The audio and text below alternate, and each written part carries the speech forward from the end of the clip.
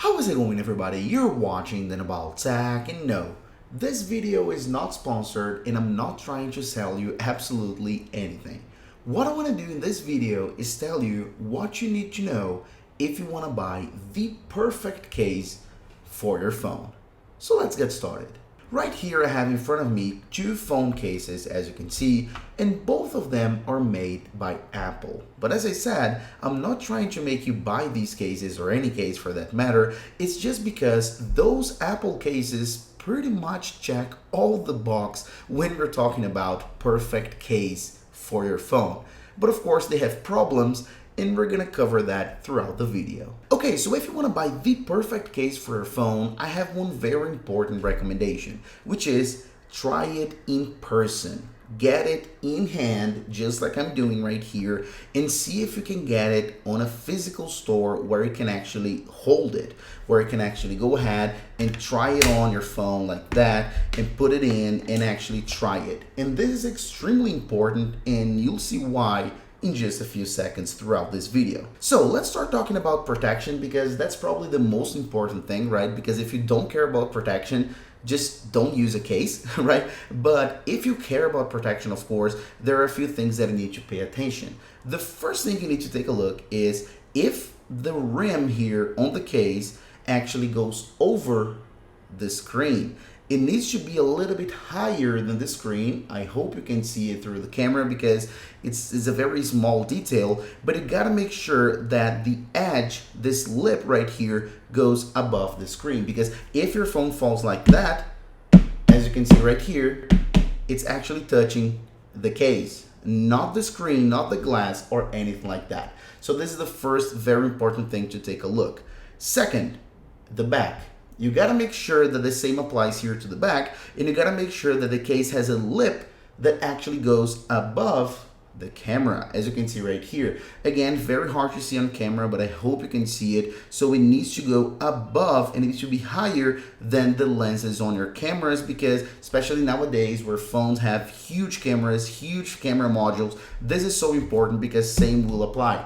If you can take a listen, it's actually touching on this part here, not on my lenses, is not touching on the glass. And last but not least, of course, still talking about protection, you gotta make sure that the case is flexible. And let me be very clear. It's gotta be flexible enough for you to do this, as you can see, but not too flexible that you can actually fold it in half.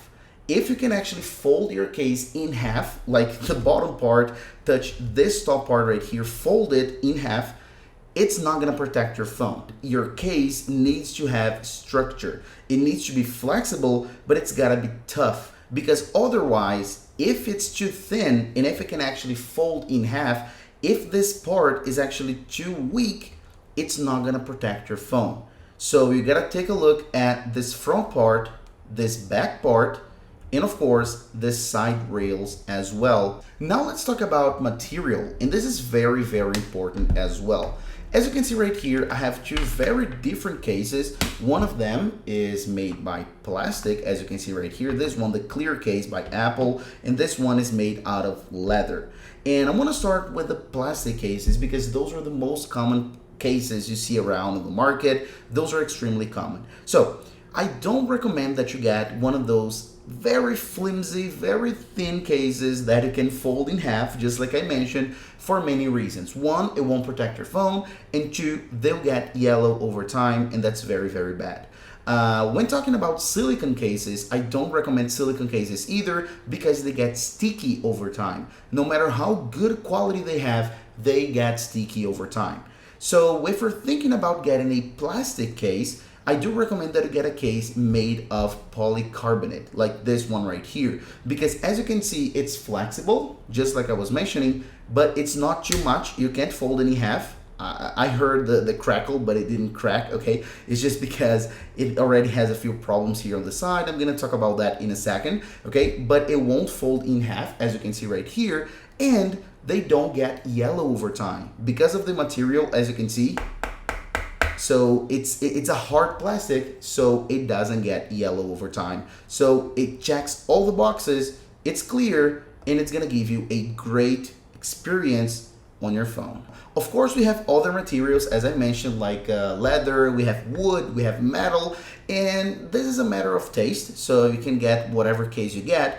But if you're thinking about different kind of materials, pay attention to the inside because it's gotta be soft and smooth. Take a look here in this case where it has this kind of velvet finish, and when I do this, can you see it? It's like Alcantara, like in cars. So take a look at this. So it's like velvet. It's so soft, smooth, so it won't actually damage or scratch my phone. Same here on the sides, it's all smooth. So be careful with that because I've seen so many metal cases, for example, that they have exposed metal on the inside and they'll just scratch your iPhone so badly. So it's very important to pay attention to the outside and all the details I mentioned, but also the inside. And last but not least, I want to talk about features because some cases are compatible with some features in other cases are not. And this is super important because, for example, if you have an iPhone from the 12 series and up, they have MagSafe.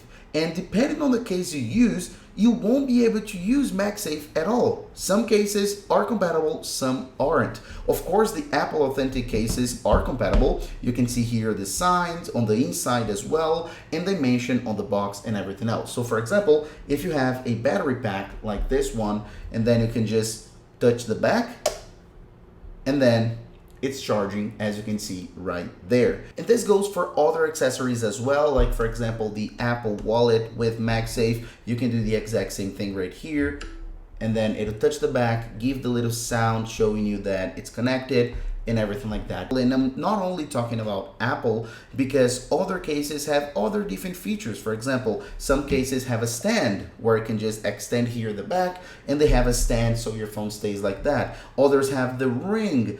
So you have, of course, many different possibilities when we're talking about features on cases. Just make sure to pay attention to those if you want to get the most out of your case. Of course, we have to talk about pricing, and this is a very difficult subject to talk about because it will depend, of course, on the perception of value that each person will have. But in my opinion, this is the biggest flaw on Apple's cases. They're just too expensive. I think they're good. They're great quality overall. They check pretty much all boxes, as I mentioned, but they're just expensive. And this is a complicated issue, but it's Apple. Okay, so that's it. That's pretty much it. This is how you get the perfect case for your phone, hands down. So do this, follow these tips, follow these guidelines, and make sure you'll never make a bad purchase ever again. Okay, so that's it. Thanks for watching, and I'll see you on the next video as usual, guys.